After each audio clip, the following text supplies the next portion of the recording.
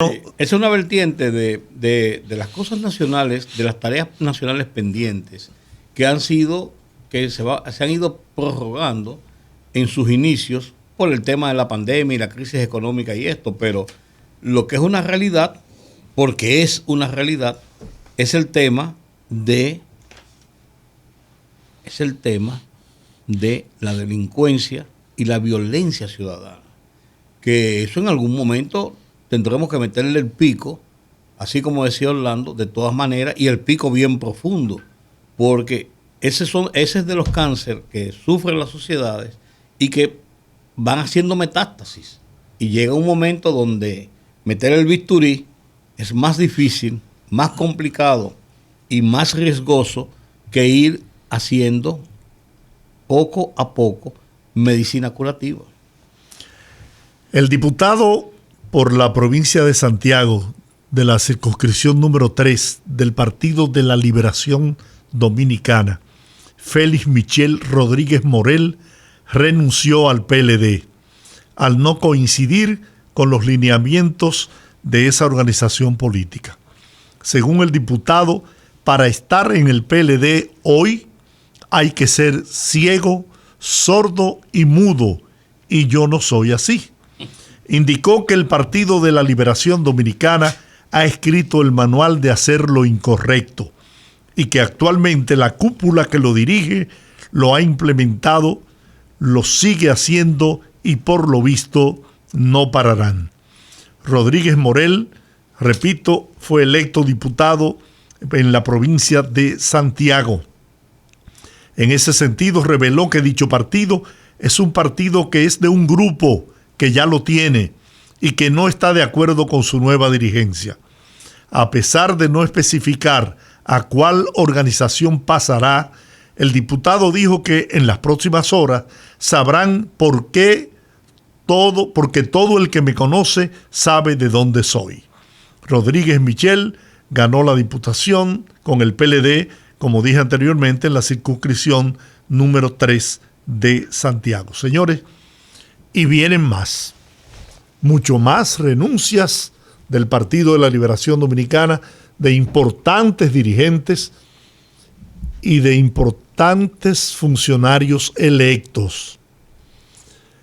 Parece ser que la avalancha seguirá. El PLD se seguirá disminuyendo frente a la práctica odiosa de haber escogido su dirigencia en la forma que lo hicieron. Un partido y un sector como el del presidente Medina, que había incluso provocado la división del PLD por imponer la fórmula de las primarias abiertas, en donde tuviera oportunidad de votar todo aquel ciudadano dominicano que no perteneciera a otro partido o aquel que no tuviera militancia partidaria. Entonces, de ahí, de esa apertura, si se puede llamar democrática, yo creo que sí que lo es, a celebrar unas escogencias de dirigentes de las formas tan cerrada y exclusiva en que lo hicieron, va a tener consecuencias. Mucha gente tiene cabeza propia, que incluso no acompañaron a Leonel Fernández en su partida del PLD, hoy se están preguntando, pero bueno, entonces esta era la democracia, esta era la apertura de que nos hablaba el sector del presidente Danilo Medina.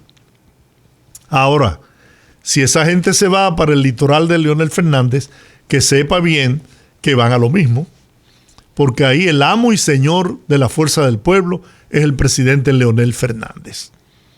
Yo decía en mi artículo que escribí ayer en el Listín Diario, mi artículo de la semana, que lo que más le conviene a la democracia, bueno, Juan hablaba del artículo ayer, es realmente la composición de un mecanismo de partidos que funcione realmente como peso y contrapeso de la sociedad. Y de lo contrario,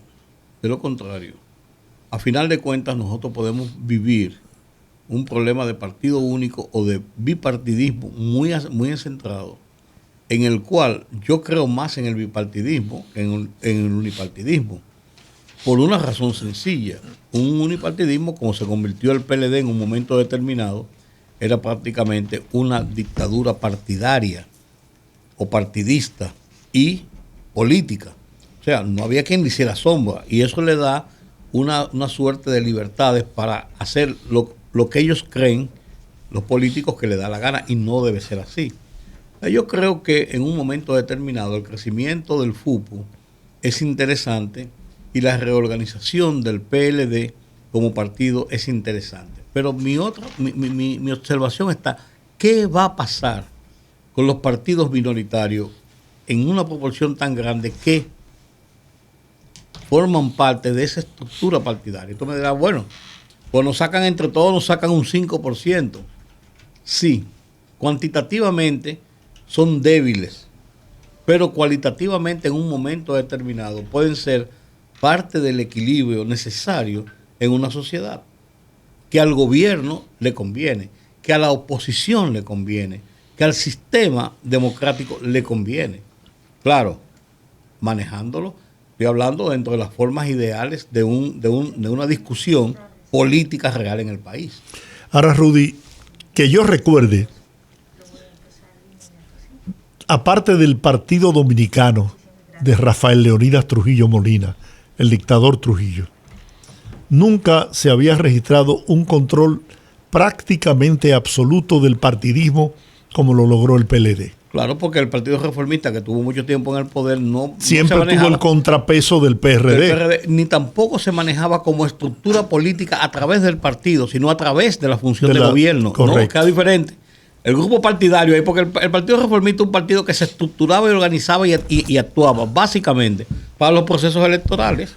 Ahora, ¿de qué forma el PLD se convirtió en ese partido prácticamente único, por la absolutista, por la destrucción de los por haberse dedicado a socavar, a destruir a los demás partidos? Y a ellos acomodarse. Sí, pero ¿qué le trajo eso como consecuencia? Yo lo dije, tú tienes que recordarlo. Digo, bueno, no tienen ahora contra quién pelear, van a terminar peleándose entre ellos. Claro. Y así sucedió. Claro. Pero mira, vamos a hablar con alguien que nos puede dar luz sobre lo que está pasando en este momento en el país y en muchas partes del mundo. El aumento de los precios de los artículos de la canasta básica, el alimento de la gente. Me refiero al economista Henry Ebrard, que siempre colabora con nosotros. Claro. Henry, buenas tardes. Un amigo personal. Buenas, Henry. Muy buenas tardes, ¿cómo están ustedes? Mucho gusto en saludarte y que tener la oportunidad de conversar contigo sobre este tema que tiene preocupado a mucha gente. Sí, señor, efectivamente, mira, definitivamente esta situación de la inflación yo creo que es el mayor problema para la economía dominicana este año. Definitivamente en este primer semestre está tomando unos niveles preocupantes. Ya sin la data del mes de febrero, que no ha salido oficialmente la data, por lo menos yo no vi el informe publicado todavía esta tarde, ya que ya hay unas cifras que están circulando. Ya cuando veamos la cifra del mes de enero, el acumulado de los últimos 12 meses, ¿verdad? Lo que podemos llamar el ritmo anualizado de inflación, estaba llegando a un nivel que no se veía desde enero del año 2012, cuando todavía Leonel Fernández era presidente. O sea, imagínense que realmente estamos hablando de una situación muy inusual para República Dominicana y que, de cierto modo, yo creo que yo vi el comunicado que publicó esta tarde, ¿verdad?, el Banco Central. Efectivamente y lamentablemente estamos frente a un fenómeno de inflación importada. Hay muchas razones por las cuales tú puedes tener inflación. Tú puedes tener inflación porque, mira, hay tanta emisión de moneda, hay tanto dinero en la calle que se está haciendo casi emisiones inorgánicas. Eso te puede provocar inflación. No es el caso esta vez. Ahí definitivamente tenemos varios factores. El precio de los alimentos. Esa es lamentablemente una situación mundial y de mucha preocupación inclusive para los organismos multilaterales, porque te está agravando la situación social que te ha creado el COVID, porque tú ves todos los índices de precio que publica mensualmente la FAO, ¿verdad? La Organización Mundial de los Alimentos, y ahí tú ves que, por ejemplo, en el caso del azúcar, tú estás llegando al nivel de precio del año 2017. En el caso de los aceites comestibles, que es de los 6 grandes grupos de alimentos para los cuales la FAO publica un indicador, ese es el peor. En el caso de los aceites vegetales, tú estás llegando a precios que no se veían desde la última crisis de precios de los alimentos, que tú recuerdas ahí en 2007-2008, cuando se dispararon todos los precios de los alimentos, y que se resolvió esta crisis porque hubo en el 2009 una crisis financiera mundial que precipitó al piso pues el precio de absolutamente todo. Por encima de esto tenemos el tema del petróleo y de los combustibles. Los precios del petróleo, nada más para que entendamos lo que está pasando y la gravedad de la situación. En la última semana de diciembre, los precios del petróleo se cotizaban en Nueva York en torno a $47. Esta tarde en Nueva York, el petróleo cerró en $66. Quiere decir que prácticamente ha subido un 50%, Sí. el precio del petróleo. Frente a eso, tú puedes cambiar todas las leyes que tú quieras. No hay forma de luchar contra el precio del petróleo porque no es aquí que lo estamos fijando. Entonces, por encima de esto, tú has el año pasado una importante devaluación del peso dominicano. Por dicha, a partir de julio, ¿verdad?, del año pasado, la situación se controló, prácticamente quedó congelado el tipo de cambio, y por dicha lo que estamos observando, que fue una de las pocas buenas sorpresas que tenemos este año en el tema económico local, es que los precios del dólar en el mercado local han bajado, casi han bajado casi 59 centavos. Sí, está hoy a 58 por 1 en los bancos comerciales. Sí, y inclusive tú tomas el tipo de cambio oficial que reporta el Banco Central, se había cerrado en 58.32 el año pasado, y anoche publicaba 57.73. O sea, la situación sería más grave. Entonces, la verdad que ahí hay una situación de mucha preocupación, porque obviamente esto ya está creando, por supuesto, mucha presión sobre un tema que es el tema de los salarios. Pero Henry, ¿en cuánto se proyectó el precio del petróleo para este año? En el presupuesto, 40 y tantos. Perfecto. Fueron.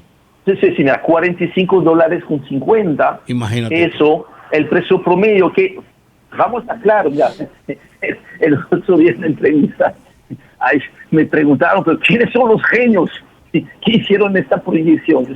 Mira, son los mismos genios que hay en todas partes, sí, incluyendo en el propio fondo, porque mira, sí, cuando se hace el presupuesto del 2021, que se presentó en septiembre, ¿verdad? Septiembre del 2020, que fue uno de los primeros trabajos del nuevo equipo económico, mira, los precios del petróleo andaban por ahí, inclusive estaban empezando a recuperarse de la fantástica caída que habían tenido el año pasado. Recuerden que en abril del año pasado los precios del petróleo cayeron a negativo 37. Claro.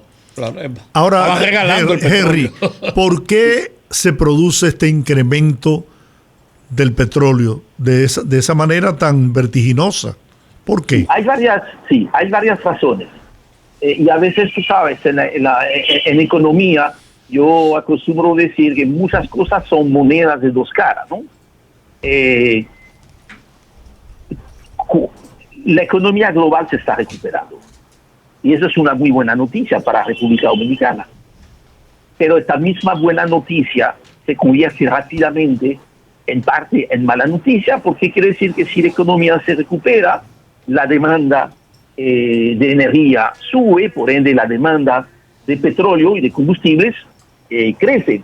Y más cuando tú ves que países que todavía tienen un alto y creciente consumo de combustibles por el tema del transporte. Muchas veces aquí nos focalizamos solamente en el tema de la matriz eléctrica.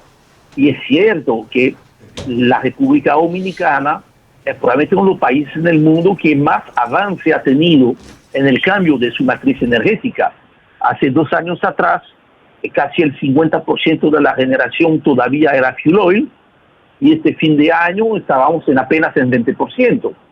Ahora, el problema no es tanto el tema eléctrico, el problema es el tema del transporte. Entonces, países como la India, China, que están teniendo una recuperación, especialmente China, es un país que va a crecer un 8% de nuevo este año, se hace una demanda de combustibles, principalmente por el tema del transporte, que hace que entonces sube la demanda. Pero al mismo tiempo, ¿qué ha pasado?